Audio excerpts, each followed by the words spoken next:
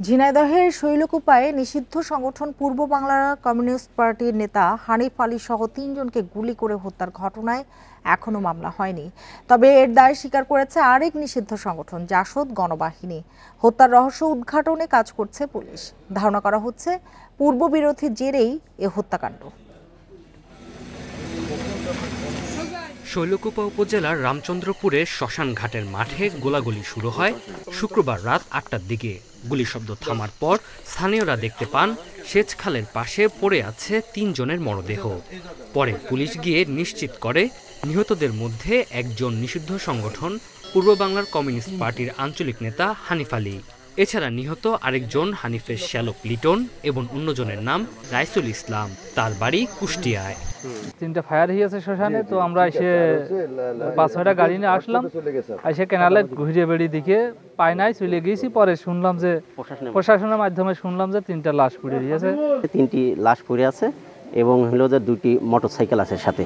3টা লাশ আছে, 3টা লাশেরই গুলি করছে, সেটা আমরা দেখতে পারছি। একটার মাথায় গুলি করছে, বুকে গুলি করছে, 3টারই গুলি করে মারছে।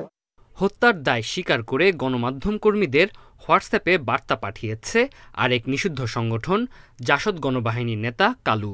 এতে দাবি করা হয় খুন, গুম ও ধর্ষণের জড়িত হানিফসহ 3 জনকে হত্যা করা হয়েছে।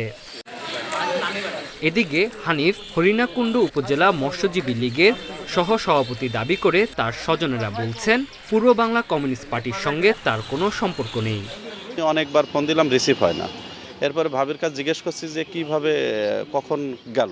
তা কইল যে একটা ফোন আসলো, ফোন পাওয়ার পরে কইল যে আমি আসছি বাজার থেকে।